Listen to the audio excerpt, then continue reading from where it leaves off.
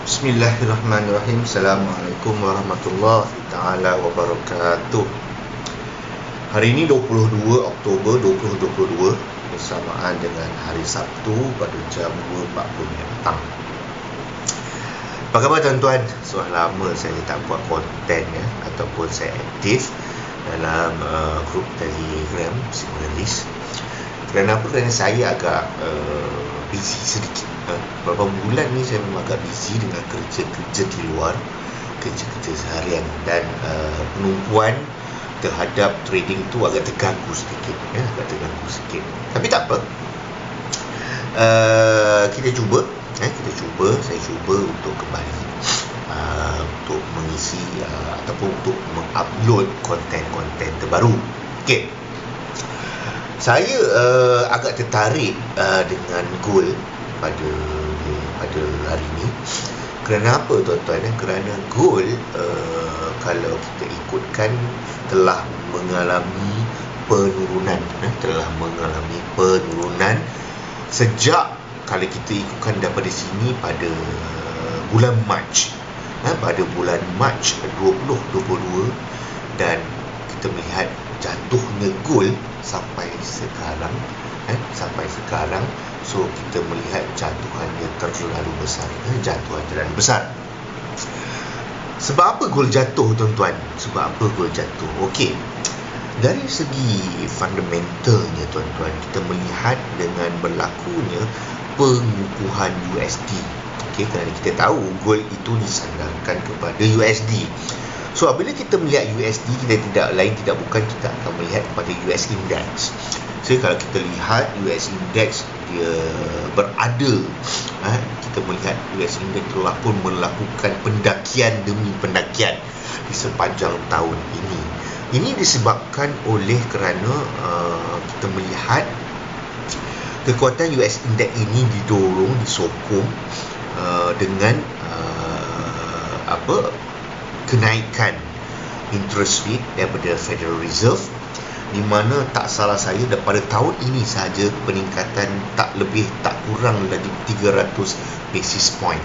Apa maksud 300 basis point tu tuan-tuan? 300 basis point tu is equivalent to 3%, almost 3%. So kita melihat FedEx daripada kuarter ke kuarter sentiasa menaikkan interest rate-nya. Sama juga macam Malaysia tuan-tuan, for the second or third consecutive quarters kita dah Bank Negara Malaysia telah menaikkan kadar interest banyak 25 basis points, which is equivalent to 0.25%. So apa maknanya ni tuan-tuan?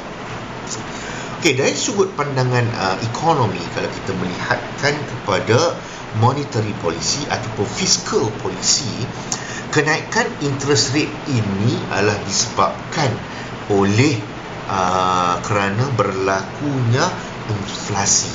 Inflasi ini dengan kata mudahnya ialah kenaikan harga barang. Okey.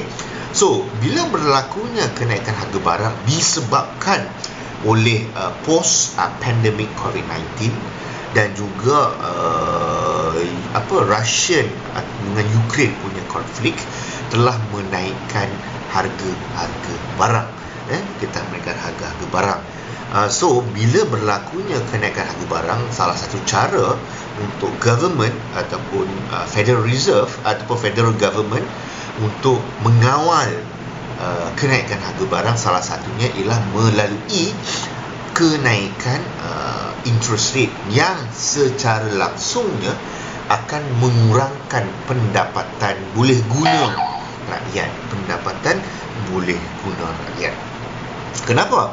Kerana bila berlakunya peningkatan interest rate secara tak langsung, komitmen kita terhadap bank bulanan, kita punya loan, kita punya pinjaman secara tak langsung akan meningkat, akan naik. Okay, so ini akan menyebabkan secara tak langsung kita punya pendapatan boleh guna kita menyusut. Okey, itu pertama. Yang keduanya, kenapa US Index naik? Kerana bila kita bercakap mengenai interest rate, secara tak langsung dia akan berkait rapat dengan government bond. Kalau kita melihat kepada Federal Reserve yield, US Treasury Bills, ataupun dengan kata ceritanya US bond lah, bond US ni secara tak langsung kadar faedahnya menjadi lebih menarik. Apa maksud dia kadar faedah dia menjadi lebih menarik? So, bila kita beli US bond ataupun bond daripada government ni, kita akan dapat interest. Okay, so bila mana Federal Reserve menaikkan interest rate, secara tak langsung, interest bulanan yang akan kadar faedah yang kita akan dapat dengan kita beli US bond ni akan lebih tinggi. Contoh, daripada 3% kepada 3.25%. Bila mana interest rate-nya semakin baik, kadar faedahnya yang diberi semakin baik, secara langsung akan menarik pelabur-pelabur luar untuk membeli bond-bond kerajaan ini, dan ini secara tak langsung mengukuhkan USD. Okay? So secara tak langsung investor-investor kat luar akan beralih, termasuklah investor-investor gold akan beralih kepada US, beralih kepada US index, kerana di situ ialah lubuk keuntungan yang boleh dibuat. Okey, yang boleh dibuat. Okey, tu secara ringkaslah mengenai fundamental kenapa gold kita melihat berlakunya penyusutan ataupun penurunan. Okey, tapi dari segi pandangan teknikalnya pula, gold sekarang ini kalau kita melihat daripada sudut pandangan jauh, kita melihat dulu the overall picture, gambaran yang lebih jelas di time frame yang besar yang saya beri perempuan dekat sini ialah time frame monthly. Kita melihat bahawasanya di sini, tuan-tuan, di sekitar ini ialah berlakunya correction, ataupun dari segi bacaan ilififnya kita mengatakan ini ialah correction wave 4. Okay? So wave satunya di mana? Wave satunya di sini. Ini wave 1, wave 1 di sekitar ini. Ini wave 1, ini wave 2, ini wave 3, dan sekarang ini berlakunya wave 4. Di manakah pengakhiran wave 4 ini? Ini yang perlu kita cari. Ini yang perlu kita cari, tuan-tuan, ya. Di mana pengakhiran wave 4? Okay? So, macam biasa, bila kita cerita pasal wave, kita akan sentuh sedikit mengenai AO ataupun Awesome Oscillator. Kenapa saya mengatakan bahawasanya ini wave 1, wave 2, wave 3? Kerana melalui bacaan Awesome Oscillator, kita melihat berlakunya conversion di sekitar ini. So, bila kita melihat di sini ialah wave 1 dan sini ialah wave 3, berlakunya conversion, meaning to say that bukit yang kedua ini lebih tinggi daripada bukit pertama. So, kita klasifikasikan ini sebagai wave 3. Okay? Wave 1 di sini permulaan dan wave 3 di sini. Di sinilah wave 1 dan wave 3. Dan lembah di antara bukit ini kita klasifikasikan sebagai wave 2. Simple as that. Saya untuk ELF saya hanya menggunakan bacaan AO sahaja. Saya tak buat counting yang terlalu detail kerana saya pun masih belum pakar dengan bacaan ELF dengan counting ELF. Okey. Persoalannya di sini ialah adakah wave 4 ini sudah pun selesai? Okey. Adakah wave 4 ini sudah selesai?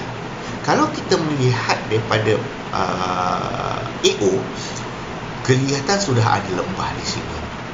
Sudah ada lembah yang terbentuk di sini. Tetapi untuk menguatkan kehadiran wave 4, kita akan menunggu kehadiran hidden divergence.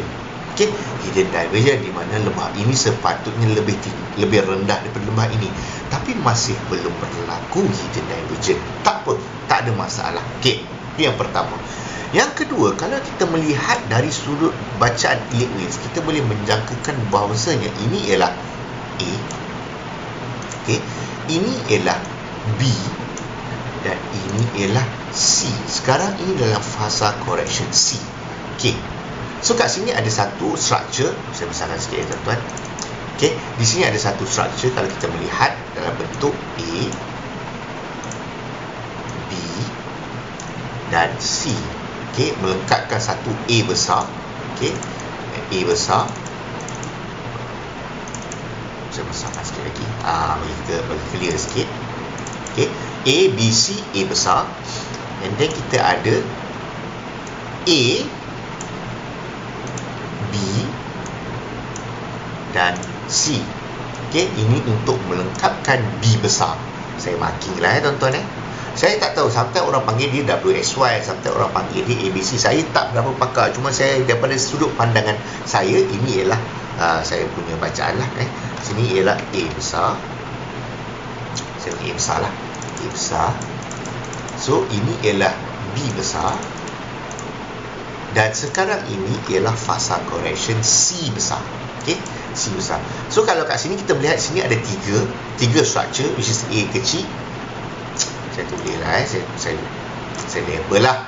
Saya nak sikit tuan-tuan nak nampak. So ni A kecil, ni B kecil, dan sini ialah C kecil. C kecil ni akan membuat satu bacaan A besar lah. Maknanya tiga structure membentuk A, tiga structure membentuk B. Macam tu lah lebih kurang. So kat sini kita lihat, sini adalah A. Ya Allah, susah benar kalau pakai ni. Ini ialah B, dan atas ini ialah C untuk mengkomplikkan satu wave B. Dan sekarang ini jatuhan ini ialah wave C. Tapi di mana endingnya itu kita akan cerita nanti. So bila kita cerita pasal benda ni, ini adalah lebih kepada what we call that flat pattern. Flat pattern kalau ikutkan countingnya ialah 3, 3, 5. Okey, ini ialah countingnya 3, 3, 5. Okey, ini countingnya 3, 3, 5. So bila mana kita katakan ini 1, 2, 3, 3 wave, 1, 2, 3, 3 wave, dan ini kita akan expect akan ada 5 wave. Ini akan ada 5 wave. Tapi daripada situ baru kita akan melihat adakah wave ini sudah pun selesai ataupun akan berlaku sedikit lagi kejatuhan. Okey. Itu ialah gambaran besar di time frame monthly. Okey. So, kita akan pergi ke time frame yang lebih rendah ataupun smaller time frame untuk mencari adakah kalau kita menjangkakan ini pergerakan C besar dalam bentuk 5 wave, adakah 5 wave itu sudah pun selesai? So saya akan membuka chart di time frame daily. Okey, di time frame daily. Okey, ini gambaran besar di monthly dan di monthly. Okey. So tuan-tuan, kita akan concentrate kepada pergerakan di sini. Kita akan concentrate pergerakan di sini. Kerana ini ialah, kalau ikutkan pengiraan kita tadi, ini ialah pergerakan wave C untuk dalam satu structure, 5 structure di dalam wave C. Adakah 5 structure itu sudah selesai? Okey. Seperti biasa saya akan menggunakan bacaan wave. Okey. Bacaan wave melalui bacaan AO oscillator. Kita lihat di sini sudah berlaku satu bacaan conversion. Okey. Itu ada conversion. Ini ada satu lagi conversion. Lebih kurang saya melihat bacaan conversion.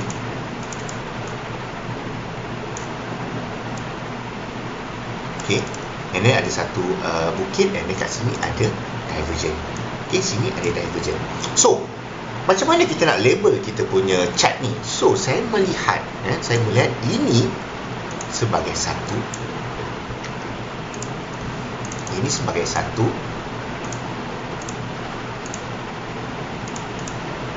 Labeling saya tak semestinya betul ya tuan-tuan, tapi ini ialah berdasarkan pemerhatian saya saja. So dalam counting wave tiada betul tiada salah. Kalau kita hanya boleh tahu kita betul atau kita salah bila mana sudah berlakunya perjalanan market. Okey, ini nombor 2. Okey, ini nombor 2. Dan ini ialah wave 3 tuan-tuan. Ini ialah wave 3. Sorry. Ini ialah wave 3. So maknanya sini dalam wave 3 ada berlakunya pergerakan 1 kecil, 2 kecil, 3 kecil, 4 kecil dan 5 kecil. Okay, so apa maksud dia? So kat sini saya akan labelkan sebagai 1 kecil. Agak kompleks sedikit ya tuan-tuan yang ni. Ini 1. Ini 2. Sebab tu orang kata belajar ini payah. Memang payah kan. Saya pun masih belum menguasai delay wave, tapi saya cuba dengan bantuan penggunaan Awesome Oscillator. Ini 3, ini 4.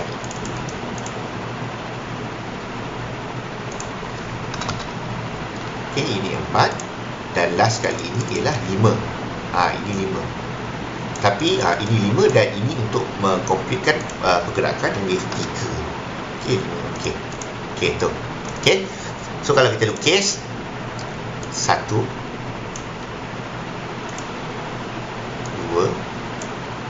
3 dia panjang. Okey, 3 panjang dan sekarang ini ialah dalam fasa correction wave 4. Yang naik ini ialah fasa correction wave 4. Kenapa saya cakap kat sini ada sub wave 5? Tuan-tuan perhatikan di sini sudah berlaku divergent, ada convergent, ada divergent dan ada lembah di tengah-tengahnya. So 1 2 3 4 5. Okey, ini ialah wave 3. So sekarang ini kalau berdasarkan saya punya counting, sekarang berada dalam fasa wave 4. Sekarang berada dalam fasa wave 4. Maknanya di sini jatuhan di monthly untuk membentuk satu wave besar C masih belum selesai, tuan-tuan. Masih belum selesai. Masih ada lagi ruang untuk dia jatuh. Masih ada ruang untuk dia jatuh. Okey, so adakah sekarang ni kita katakan ini ialah sebagai wave 4, wave 4. So saya katakan sekarang ini ialah permulaan wave 4. Kita kata di sini ialah permulaan ataupun sekarang ini berlaku dalam fasa wave 4 untuk dalam satu structure besar C correction wave 4. Okey, ini satu correction wave C di monthly dalam bentuk 5 structure, tapi structure ni masih belum selesai. Sekarang baru dah complete wave 3.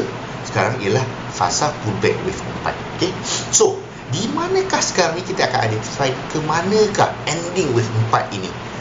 Ending wave 4 ini kita jangkakan dengan penggunaan penarikan FMCBR Fibo. Kita target berada di sekitar 161 ataupun 261, di sekitar ini. Di sekitar ini. Saya pakai kotak. Saya pakai kotak ya, tuan-tuan. Kotak senang. Okey. Jangkaan wave 4 akan ending wave 4 di sekitar kawasan ini. Maksimum kita jangkakan 261. Okey, maksimum 261. Minimum 161. Minimum 161. Maksimum 261. Kenapa? Kerana kita sudah nampak telah berlakunya pemecahan CB1 di sekitar kawasan ini. Okey, dalam FMCBR pemecahan CB1 itu ialah trend. Okey. So, okey. Jelas So, sini ada dalam satu wave monthly kita ada correction dalam bentuk ABC. So, ini ialah wave terakhir C, tetapi dalam wave C ni kita expect akan ada 5 structure dalam bentuk 1, 2, 3, 4 dan 5. Dan di sini kita melihat structurenya masih belum complete, nampak gayanya. Dan kita melihat di sini ada baru selesai wave 3 dan sekarang ni ialah correction pullback wave 4 dalam wave C di monthly. Ini adalah di daily. Okay. So, kita akan menjangkakan pergerakan wave 4 ini, okay, dalam bentuk ABC. Saya ambil bentuk mudah saja, ABC. Saya tak cerita pasal zigzag ke ABC ke apa, sama. Zigzag pun still ABC kan, ataupun double tree je lah, double tree, WXY, triple tree, WXYZ. Itu lebih kompleks. So saya ambil pergerakan simple ABC saja. So kalau ini kita katakan sebagai A, ini kita katakan sebagai B, dan C nya di mana? C nya kemungkinan besar berlaku di sekitar 161. Buat masa sekarang saya target wave C itu wave C fasa correction akan selesai di sekitar 161. So saya akan label sedikit di sini. Okey, saya bagi A. Ini ialah A. Ini ialah B.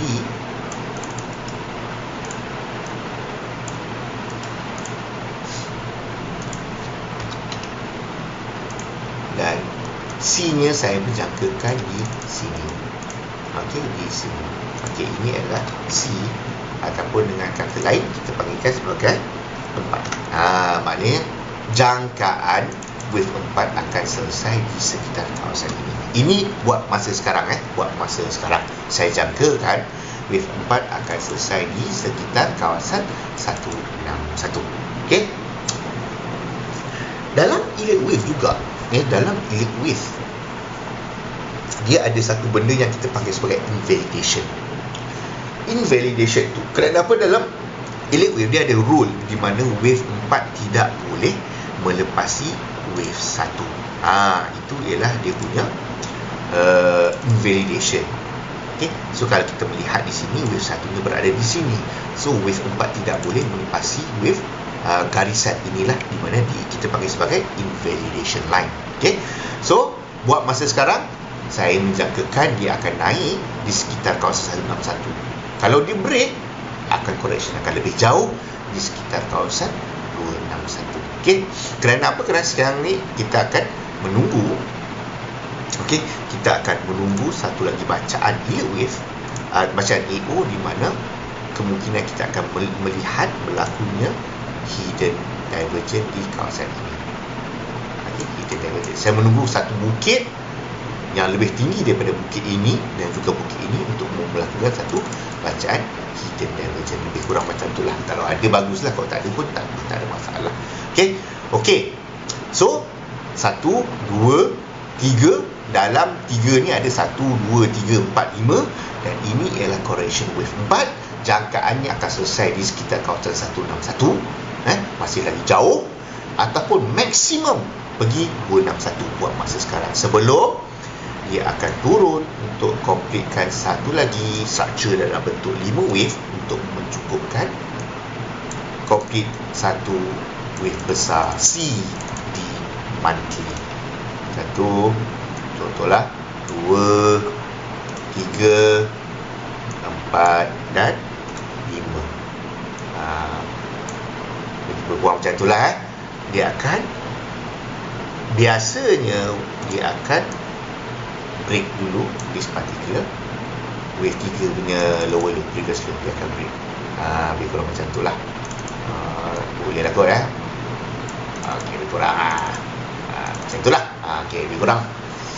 Okey, lebih kurang macam tu. Untuk completekan bacaan 5 wave, untuk mengcompletekan satu 5 structure, dan seterusnya untuk completekan bacaan wave C di monthly. Okey. Jelas tuan-tuan? Jelas Itu ialah serba sedikit mengenai arah ataupun arah perjalanan gold yang kita melihat tadi di time frame yang besar, di mana kita menjangkakan di time frame monthly masih lagi berlaku fasa correction, which is dalam fasa correction flat pattern, kita panggil, kita consider sebagai flat pattern A, B dan C. Sekarang ni fasa akhir C, wave C, dan dalam wave C itu kita melihat perlu ada 5 structure. So bila kita tengok di daily, kita melihat 5 structure itu masih lagi belum complete, kerana sekarang ni kita menjangkakan correction, masih berlaku fasa correction wave 4 sebelum akan completekan satu lagi fasa last wave, iaitu wave 5, sebelum kita akan mencari peluang-peluang buy yang kita akan jangkakan akan berlakunya price akan cuba untuk break the previous high. Dia akan mengenai masa tuan-tuan, kerana kita melihat per time frame yang besar di monthly, sama ada 2 ke 3 tahun. Itu kita tak tahu. Itu kita tak tahu. Okey tuan-tuan, saya rasa sampai situ sahaja untuk hari ini. So diharap bermanfaat kepada tuan-tuan. So jangan lupa tuan-tuan boleh subscribe, boleh tekan butang lonceng, and then share untuk channel Signalis ni. Sekali lagi saya ucapkan terima kasih kepada mereka yang support saya. Saya sudahi analisa gold ini dengan bacaan surah An-Nas wal 'Asr innal insana lafi khusr illal ladzina amanu wa 'amilus solihati wa tawassaw bil haqq wa tawassaw bis sabr. Masa sesungguhnya manusia itu berada dalam keadaan kerugian. Sekian, Assalamualaikum warahmatullahi taala wabarakatuh.